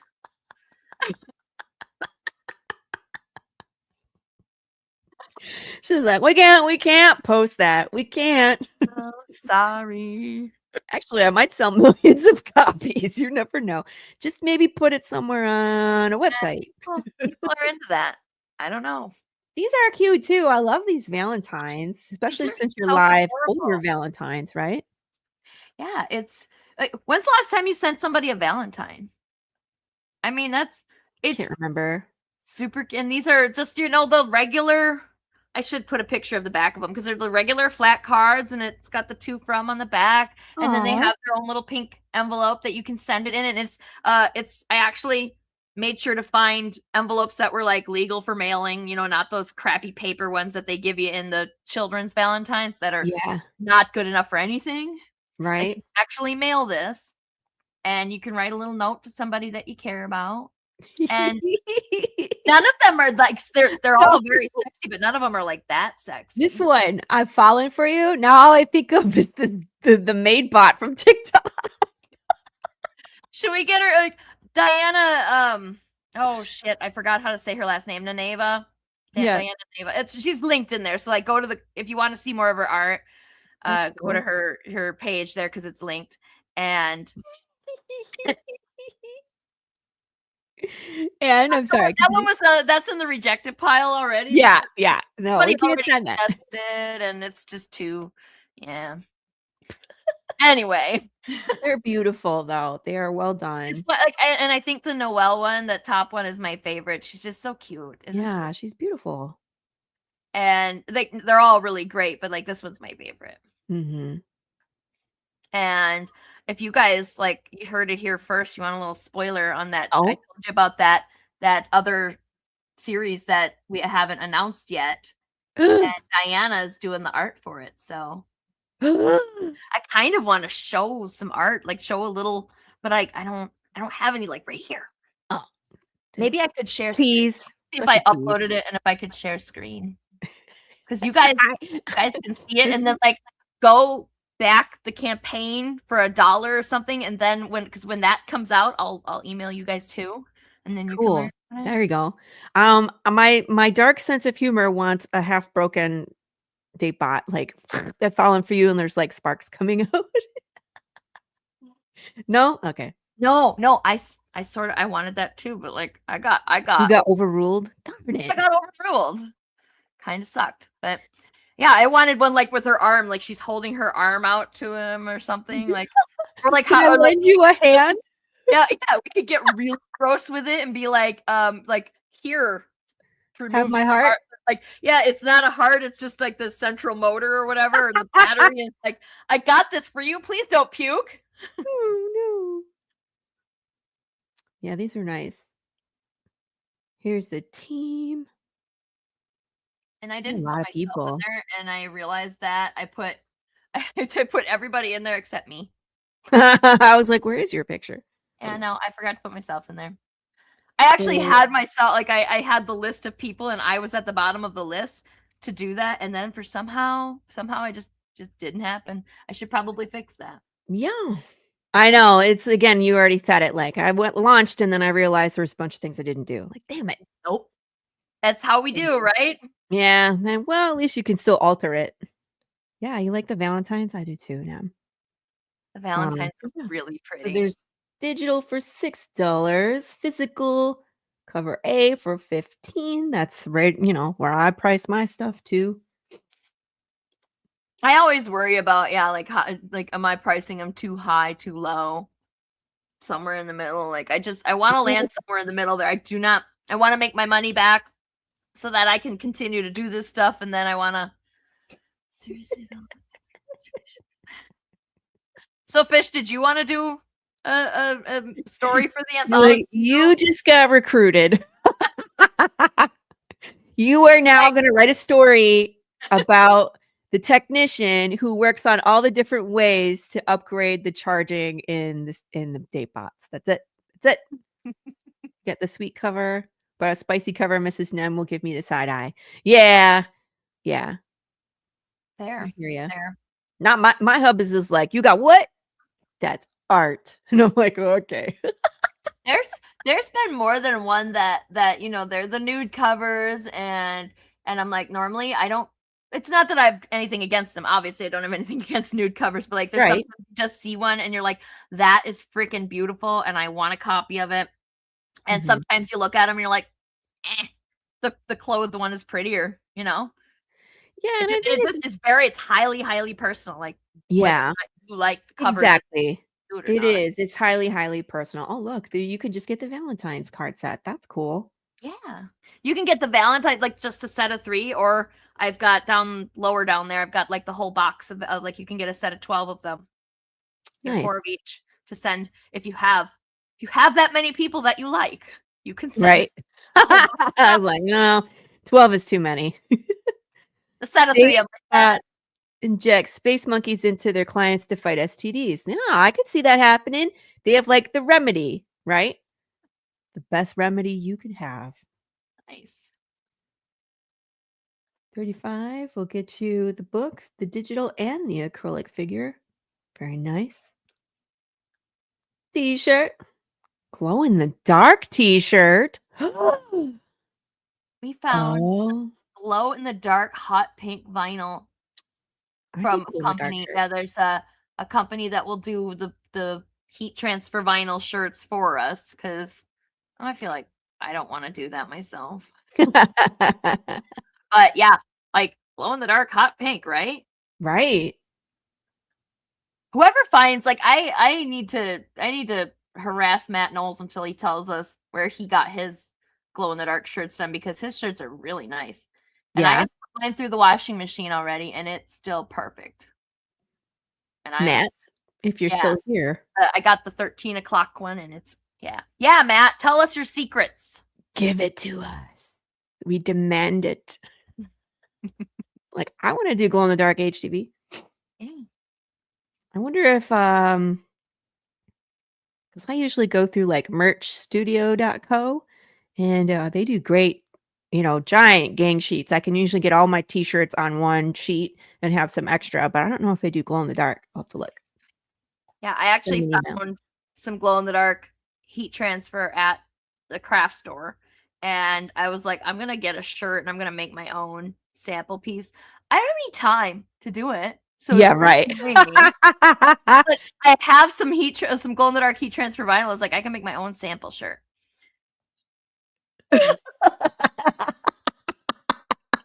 Glow in the dark Glow-in-the-dark Valentine underwear underwear? that says, "Do you feel lucky? Get your DateBotz."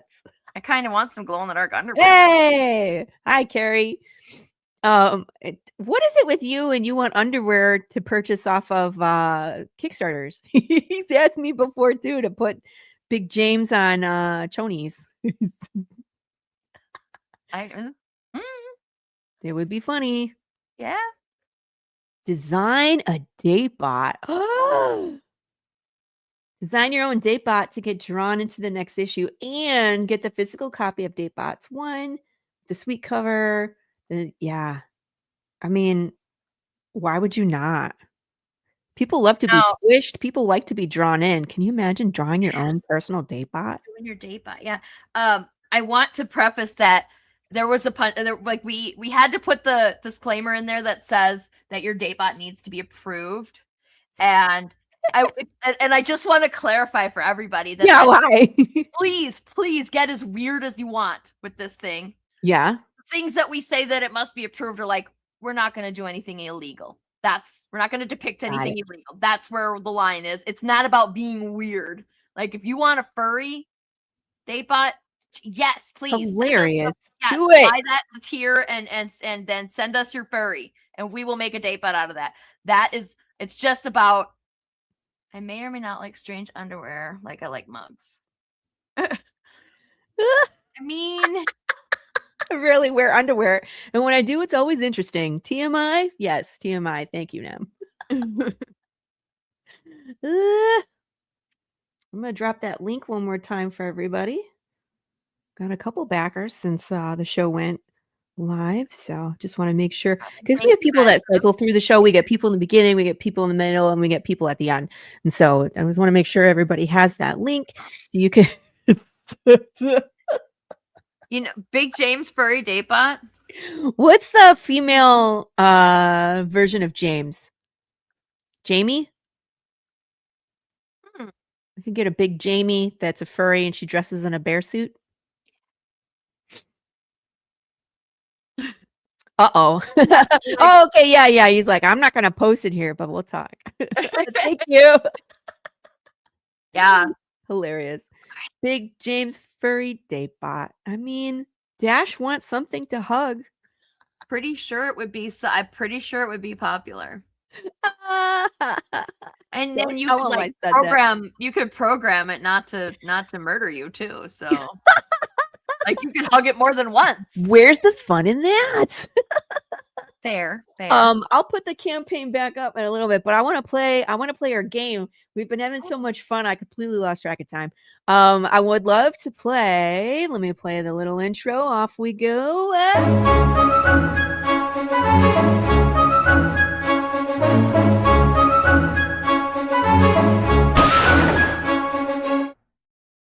Would you hug this? I'm so excited. We're playing the robot edition. Sweet. And these are all robots everybody knows. So, well, I think they know. They're pretty popular. And then we always start out with a gimme. Of course, everybody, I would hug this robot. I'm sure you would hug this robot. And if you wouldn't hug this robot, I really think there's something wrong with you, right? You want to hug Wally? Hug Wally? Oh, I love this robot. I bet Wally's a good hugger. He's so gentle. Like, he's capable of crushing you into a pulp, but he never would. This came from the last segment, but hilarious, and I think they would enjoy him. Yes. And it works for that. So yeah, I would 100% hug Wally. The way that he says Eva. Yes. So cute. And like, I just love his friendship with the little roach. Yeah, with the little cockroach. He's like, he like, doesn't want to make a cockroach cute, Disney. Jesus. I know. How do they do that? Oh, no. Yeah. We hugging R2D2? R2 He's a little, hug back.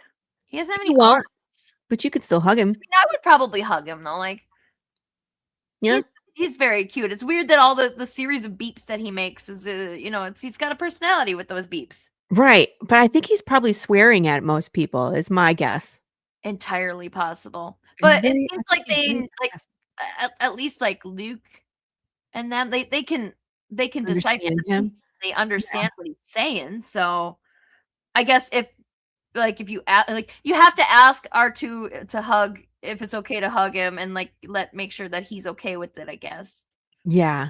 Like, yeah, I would hug R2. You would hug R2? I would I hug think him. I would too. I don't know if he really understands hugs, but I would still hug him. Yeah.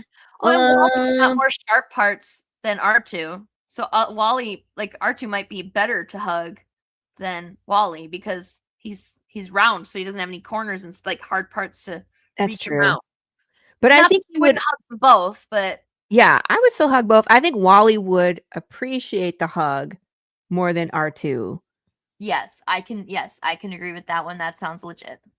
This is true. C3PO would be jealous because he wants a hug too. I didn't put him in the list. I only picked Yeah, and one. he's got arms, so he can hug back. That's true. Very big on this, like, can you hug back thing? Like, Are we familiar with this robot, everyone? This is Prim from the original Blade Runner. Huh? She is a pleasure bot. It's kind of similar. She escaped though, and she's out murdering people. So I'm gonna go with it. Ooh. I'm gonna say no to this one because I've seen the Pris. Thank you. I've seen the movie, and Pris will f you up. She will f you up. And I'm like, is she does she like me? Like, I don't think she likes anybody though, does she? I mean, she's been abused. been a So I minute think since I've seen she's pretty avoidant of humans at this point, and she probably doesn't want to be touched because of the trauma that they put her through. She has feelings. Yeah, Oh, I don't know. Far away. I don't think it's worth it. Worth it. No, I don't think No, so. I think Pris kicks your ass. Yeah, I think I will wave to her. I don't want to hug her though. Yeah, we just hi there. Gonna keep going. We won't make you mad, angry. I think we all know the answer to this one. You wouldn't hug that? Nah. Yeah, I don't even think I would wave to this one from far away. If I see this one anywhere, I'm probably already gonna like. It's already too late, right? If you see it, it's already too late. You're hiding, running, or shooting. That's Yeah. You're dead. It's like when a polar bear finds you. It's been tracking you for miles. You're already dead. Yeah. What's this? The only female robot a man needs is Sean Young. From that movie. Yeah, she was the much nicer one in that one. What a cutie. Look at that smile. Totally hugging. I was looking at that smile and Makes thinking, me like, if smile. you get your fingers anywhere near that, he's gonna bite your fingers right off, right? Crunch. Really? Those come hither eyes. I don't know about that. I don't think those are come hither eyes. All right, I got a couple more. Are you familiar with Fallout? I am. I used to play it back in the day, and then I also watched the show. I'm not caught up on the show, so I don't know if we've seen an Assaultron yet. But if you've ever played Fallout, you know that this is a badass robot. They kick your ass. This Assaultron. When I see them coming, I'm usually screaming and running away. At least you're powered up a lot. Yeah. Yeah. But there are characters that are friendly. There's a Pam bot. Yeah, I was gonna say, is there a robot that's like there's some that are been reprogrammed to be not murdered? Yeah. Yeah, there's one in the underground, and then there's one at Good Neighbor that are friendly. So maybe hug those, but So yeah, I I'm don't like know. no, and then with an asterisk. Except Yeah. these specific ones. Then I think it goes for all the robots. Are you friendly? Like, are you which version of this Assaultron are you getting? Yes. Because it's she does have a sexy voice, this one. What is wrong with you? I don't know. Poor judgment at its best. Agreed. I don't know. I wouldn't be hugging Noah Soltron. I'd probably be like, again, at a distance. Hey, are you gonna? Your chest is. Your chest is. I'm gonna die. Because they shoot you with like the giant laser from their chest. Yeah. Just remember, you guys can fix them. Yeah, that's like, yeah. Soltron. I was gonna put a Sentry Bot in there. I was like, no one's hugging that shit. Let's see. I got some more scary ones. No. Oh, pass. Hard Pass. pass. No, we're not hugging that one. And Not then hugging that one. here's the last one. And this is again. No, we're not hugging that thing. Oh God, no. No, not hugging that one. So here's a question for you. Wait. Let me back up before I start going down that tangent because that's going to lead to a whole nother conversation. Thank you for playing our wonderful game.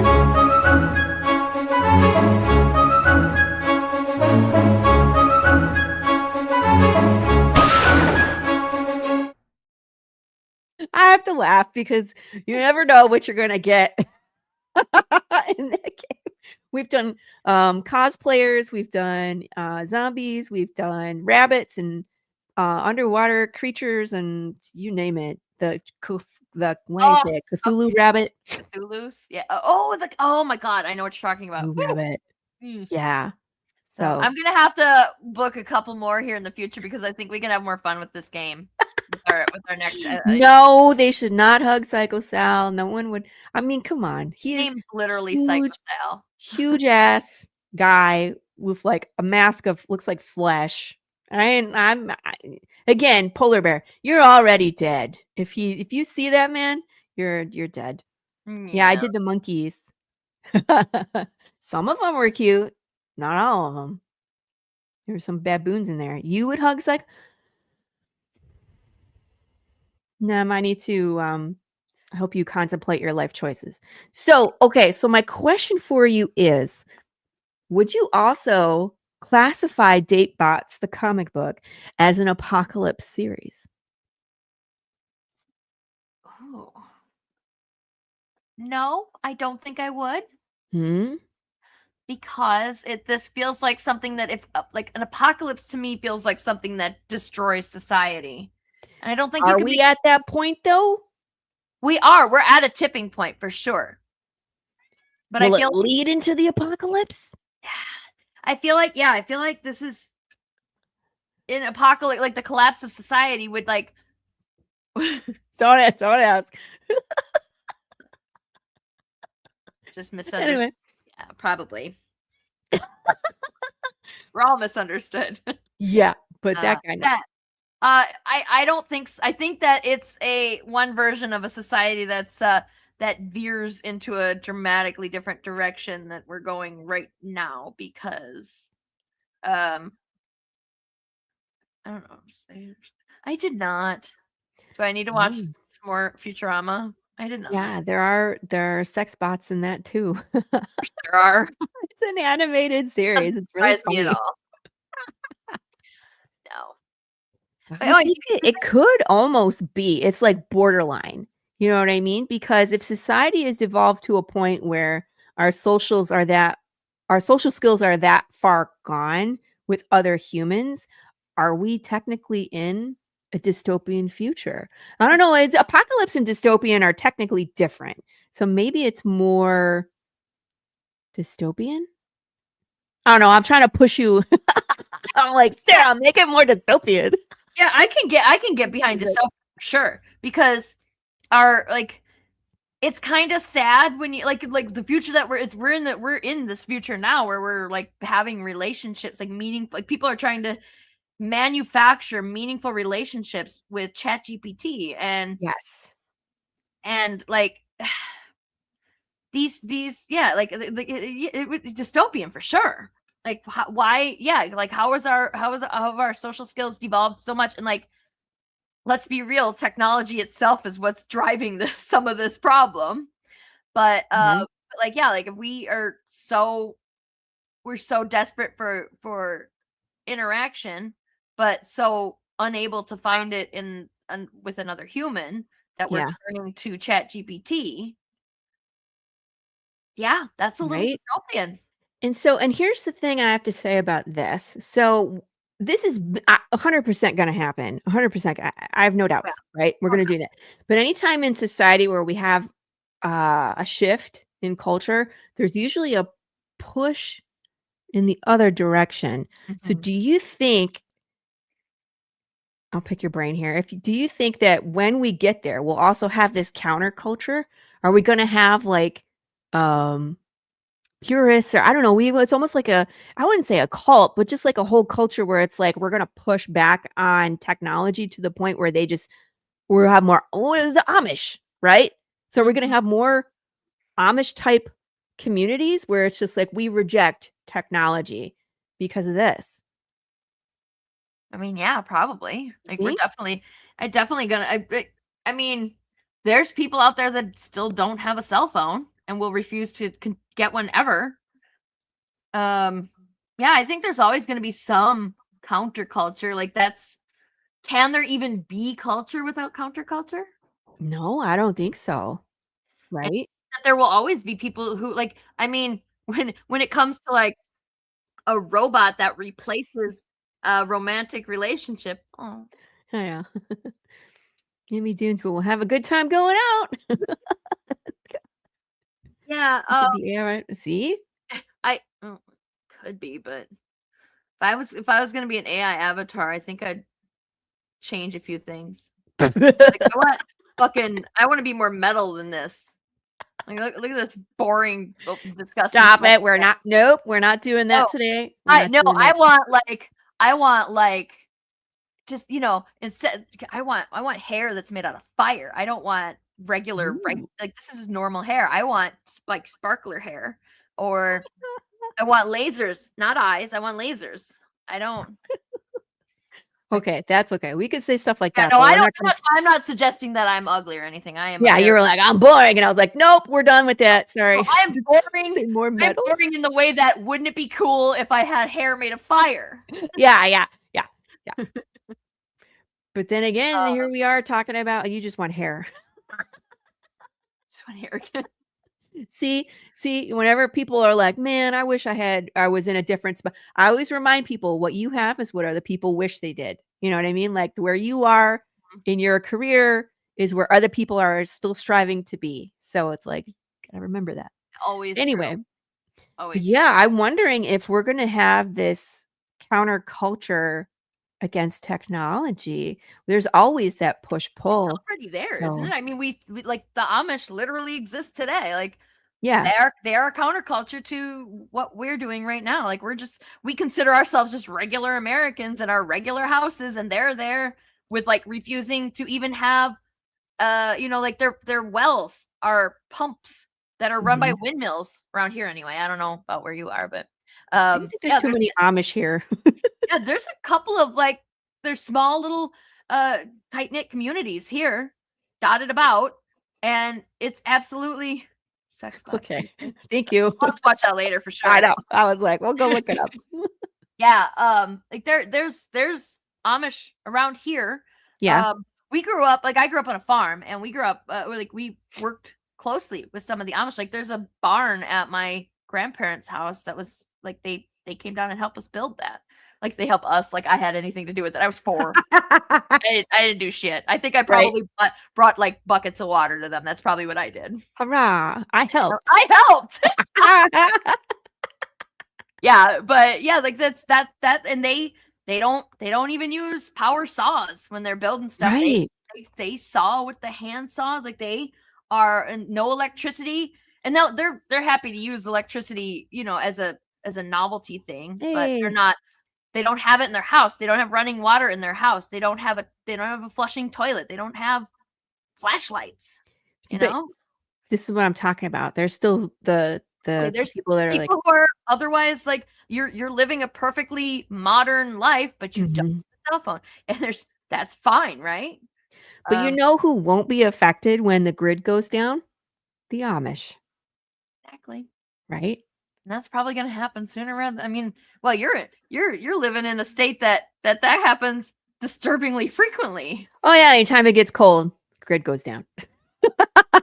No, and it actually didn't go down this year. We were cold for almost a week, and they said that they made some changes to our grid, and I guess they did. We were all skeptical, of course, because after living through 2021, where it's like, you have power, no, you don't. You have power, no, you don't, for a whole week, that got old. That So was scary. Because I'm a plant nerd and I'm a aquarium nerd. yeah, And I was watching all my aquarium and plant friends just devastated because all their fish and their plants died. And I was like, oh, and that sucked. And that was like those were the lucky people that had a way to keep themselves warm, and they had to watch their pets die. But like some people literally couldn't keep themselves warm. yeah. And that So sucked. my husband's cousin her and her family are here in Texas. They're just a few towns. They're closer to Fort Worth, and they lost power. They lost power completely.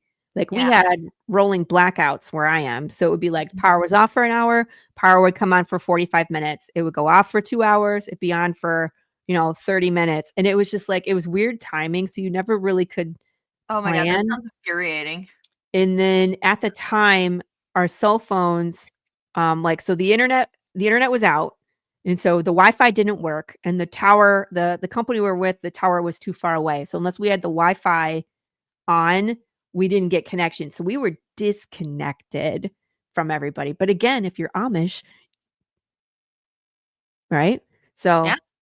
our family couldn't check in on us. Nobody knew what was going on because we didn't have cell service for a week. So it was just interesting. It was an interesting time. Yeah. And with DateBotz, it's like I can see where it's borderline at that point in society Mm-hmm. where technology is so important that if something were to happen, people would be floored. In the movie Her, there's not to spoil it, but there's a point at which she goes offline, Yeah. and the panic in the main character, Yeah. who, by the way, just to remind you, sucks. The main character sucks. Right. His OS girlfriend goes offline, and he just panics. Like he literally does not know what to do. I mean, I think, and people are like, oh, we're going to have a civil war. And I was like, I don't think so, because people are so used to their Starbucks and their Amazon deliveries. You know what I mean? Like if the country was split in half and you couldn't get Amazon because they're not delivering to the north, south, east, west, whatever, people would lose their minds. So I was like, I don't think, people can handle that. Yeah. So, Like I how don't would think you a week in of rolling blackouts or no power at all sucks, but you could absolutely survive that. Could you survive 6 months with no power? No gas for your car? No grocery stores to get food? Like, could you do that? No, That's that goes those back are all to things that that technology has homesteading. given us. Yeah, that fish said there's a lot of homesteaders now. Yeah. Be I interesting. mean, I'm not saying like some of those people are going a little too far too, but Yeah, the people with like the it's not a full-on bad bunker. idea I don't to know, have man. Yeah, like maybe just have a month's worth of food stocked up, because you never know when something's gonna happen. Yeah, and I mean, like even this past week, I think people go a little crazy now, especially here in the South. You know what I mean? But again, we have PTSD from that week of rolling blackouts. But you couldn't drive for a good week because we just didn't get snow. We got ice and sleet, and so even when it was done, it was just cold for another 5 days, and they couldn't clean it because we don't have that infrastructure down here. And so I had to stock up. But people buy like 3 pallets of toilet paper. I'm like, why? You gonna poop extra? Well, This is why we've had a crisis during the friggin' pandemic. It's not because we actually ran out of toilet paper, it's because idiots panic bought. Yeah. And then like we went down the week after, there was still no bread. And I was like, why you guys? And I wasn't concerned because I make my own bread, but Make like, your what's own wrong with you everything people? for the bread too, don't you? I know, yeah. Just about you could do it from scratch, like legit Yeah. from scratch. Yeah, I need chickens. That's all I need. I sent a picture of a breakfast one day to my brother. I was like, I made this bread. I had chicken sausage, breakfast sausage that I had made from scratch because I have a meat grinder. So I grind up my own chicken thighs, add the seasoning, and so I had piece of toast. The butter was mine because I made my own butter. Had a piece of sausage on top and fried egg on top of that. And I was just like, all I need is the chicken. So And you my need- coffee was mine because I roasted. I didn't grow the coffee, but I do have 3 coffee bushes. So I'm hoping I get coffee beans from them maybe this year, maybe next year. So it's like, again, it's like, I just need a chicken to lay eggs for me and I got it I all. need a cow too. Cow? I need a cow. For I don't any want a cow. butter stuff, the dairy stuff. Yeah. That's true. Cow. I guess we can drain the pool and keep it in the pool. There you go. Cows really they need a lot of grassy food, but they don't need a lot of space really. As long as you're willing to put in the work to keep their space clean, they don't need a ton of space. Prepper files, you say? Oh. No, I just like eating homemade food. I'm just like were we talking about this on the show or after the show, or all the crap that like food is just garbage at this point. All the additives and sugar, and it's like And if you look, when they grow vegetables and fruits, they grow them to be able to be transported long distance. Yeah. They don't grow them to be tasty. And that's why your food, that's why if you remember raspberries from 20 years ago tasting better, it's not nostalgia. They really do. Hey man, I am handy in the apocalypse. Not only can I grow things, bake bread, I can knit you clothes, and I can use my machetes and protect us from the zombies. So nice. I am an asset. At Laurie's. Good luck. So when you bake your bread, have you ever baked your bread over a fire? No, but I could. I have a cast iron, like a Dutch oven that could go right in the fire. Perfect. And you could put the coal on top of the. If you got a Dutch oven, like there's the lip with the coal for the coals. Yeah. And I mill my own flour. I'm actively recruiting people to the cult of fresh milled flour. So if you want to talk about that at some point, I will happily talk about the history of milling flour in this country and how messed up it is now. I read some of your Facebook posts about that, and I did not really appreciate. No, it's in everything. All that refined, bleached, stripped flour is what's being used for everything. Everything. So there's no nutritional value. All the nutritious stuff. Everybody's like, why are we all fat now? Well, that could have something to do with it. That's it. Why are we gluten intolerant? That's it. Yeah. No nutrients, no nothing, just the carbs. Yeah. And I mean, like the vitamins in the germ, when they took when they first started doing commercial milling, sorry about this weird tangent on the show. But when they first started doing it, people were having psychological problems from all the nutrients and the vitamins that were just gone out of their diet. They were going crazy. So again, why are we all on anxiety meds? Maybe. You could just do like a whole pre-recorded series telling us why why purchased flowers. I don't need to. Someone's already done it. Her name is Sue Becker, and she has a whole podcast about the history of flowers. So it's super interesting. I came here for the comic art, and I got a lesson in post-nuclear exchange. We got through all the art. Don't get me started. We could talk about setting up a perimeter and like tactics, and don't eat the tuna or the biscuits and gravy. Sad. Apocalypse comes. We better get the new California Republic. I need the NCR now. Double-headed Big James for everyone. That would be terrifying. Do you think that a double-headed Big James would be any worse than a single-headed Big James, though? Not really. I mean, it's the same. It's still just the one bear. I mean, it's an undead bear, and there's no getting away from it anyway. Yeah, you just have two faces to eat you with instead of one. Yeah, they could take turns ripping you to shreds. Yeah, and honestly, like once you're close enough for the faces to get at you anyway, you're already screwed. So that's it. Well, my friends, this has been a super interesting show. Please take some time. We talked about the comic a little. No, we talked about it for a lot of hour. Yeah.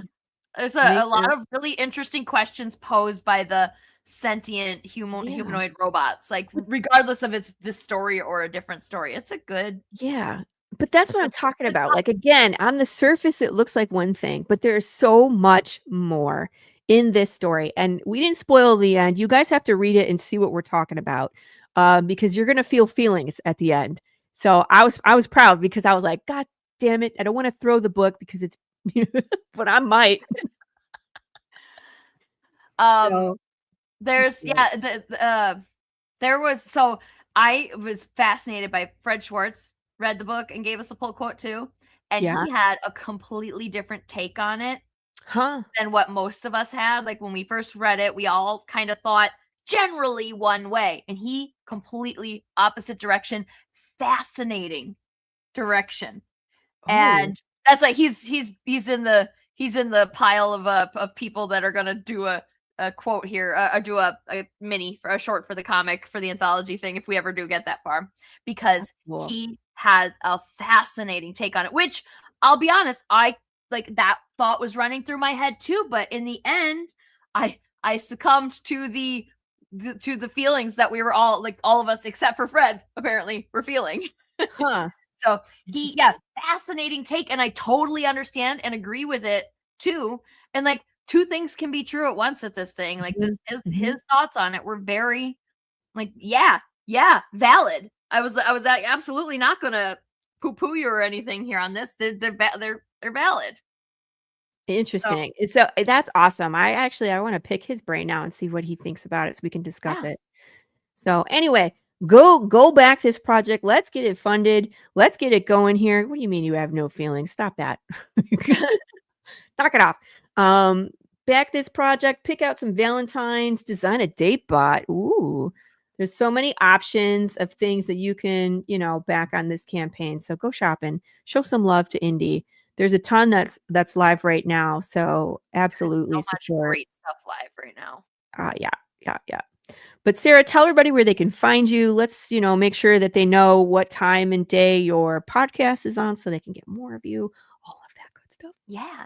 I am on Facebook and Instagram at Definite Article Creative. I am on Blue Sky at definitearticlecreative.com. I am, let's see, at Definite Article Creative YouTube channel is where you'll find Critical Affection. That is on 8 p.m. Eastern every Monday. What else? And go back DateBotz. It's DateBotz.com. You can go and that's a nice short link. Is there a tier for you to date a date bot? Not yet, but give us a couple more years of the technology and maybe there will be. You should be like, yep, go to Chat GPT. We should make a price sheet for like the date, like how do you rent, because you get the date bot for like a whole 24 hours. Like how much does that cost? What kind of money is in this world? Interesting. Yeah, there's lots. Yeah. Well, my friends, that is the show. Thanks for tuning in. This was a great one because we talked about Kickstarter, we talked about Sarah, we talked about the apocalypse and all the things that could possibly happen with DateBot. And how you are an absolute monster if you will not hug Wally. I'm going to play some ads and then we'll see you next week. Make sure you tune in to see the return of Glenn Fleming on the Tuesday Morning Brew. Be excellent to each other. Kiss your babies. And we will see you here next week. Bye, everybody.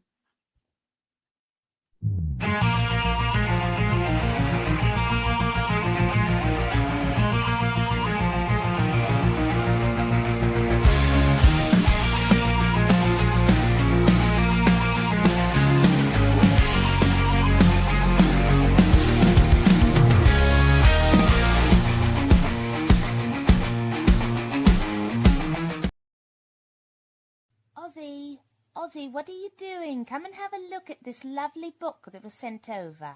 You're wrapping in the burning. Oh, go on and spit the bat out your mouth. No one can understand you like that. Say how 5 dentists and all. Oh, well, that's not much better. Ozzy, why don't you sing to me? I can always understand you when you sing to me. Fucking my brains. What is this my publisher sent me? Inked in black with art so sweet. So what do you think? Do you like it? Oh, Lord, yeah.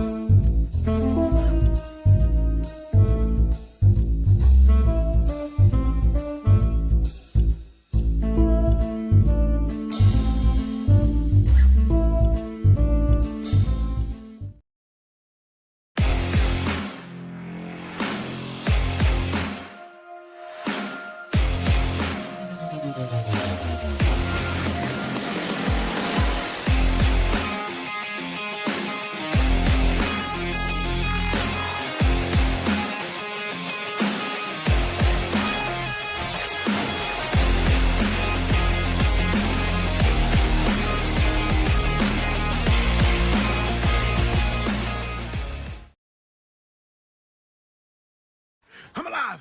I'm dead. I'm watching TV. I'm looking at you. Fuck you. I'm dead again. I'm up. I can run faster than a bitch around the house.